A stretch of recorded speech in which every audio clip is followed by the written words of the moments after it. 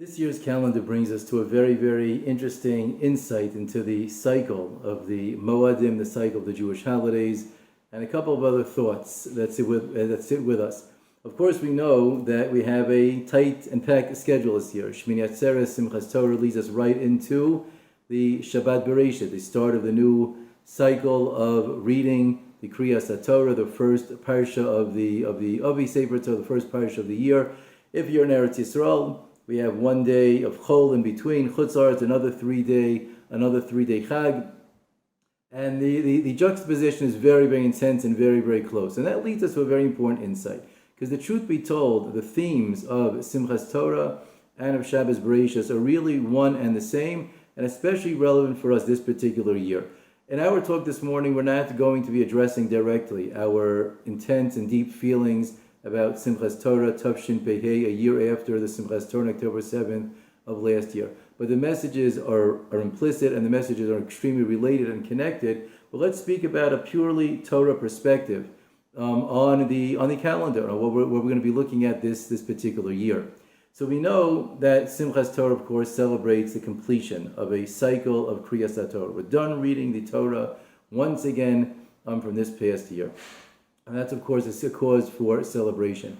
We also realize, though, that there's something that's very, very deep in that message. The cycle of Torah always goes on. Torah never stops. Torah learning never ceases. No matter what the Jewish people go through, no matter what's going on in our world, we keep going. We keep connecting to our Torah. We keep observing the Torah. We have to adapt to all different types of circumstances. We have to figure out what do we do now and how do we handle this, etc. But we move on and we keep going. And there was a Bereishit and a Noach and a Lech Lecha last year, and we're done with that cycle, and we moved and we're completing another entire cycle of Kriyas Torah.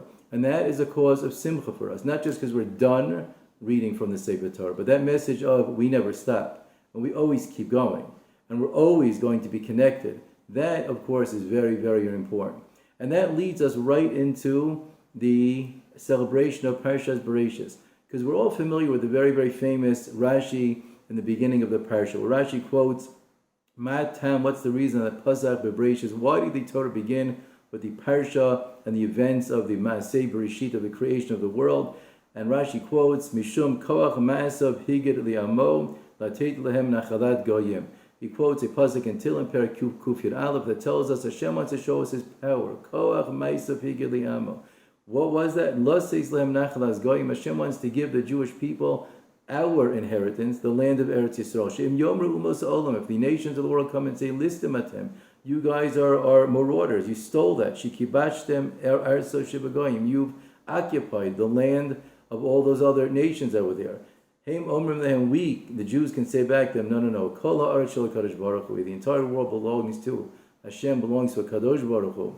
He created this world, and He's going to give every part to whoever He sees fit to give it to. There was a time, yes, it was theirs, but when He willed it and He decreed it, He took it away and gave it back to us, gave that back to the Jewish people. And there's a couple of very important things we need to focus on when we read this Rashi.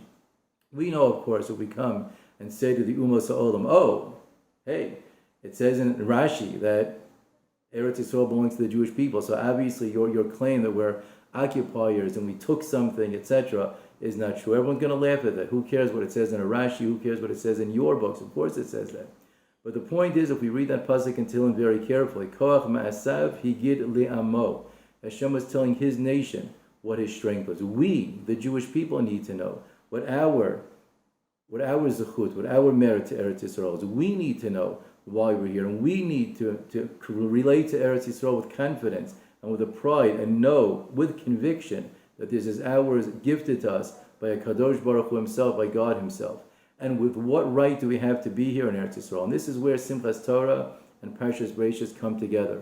We know the Chazal teach us in the first half of the 7th parak of Masechet Brachot that the major zchut, the major merit we have to Eretz Yisrael is our Torah learning and our observance of the Torah. When we bench, we say Birkat HaMazon every single time we eat bread.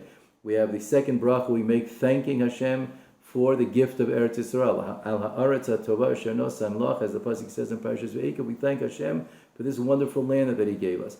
And we're required to say in that bracha the phrase, Avial Torah Shili Maditano. We thank Hashem for the Torah that He taught us.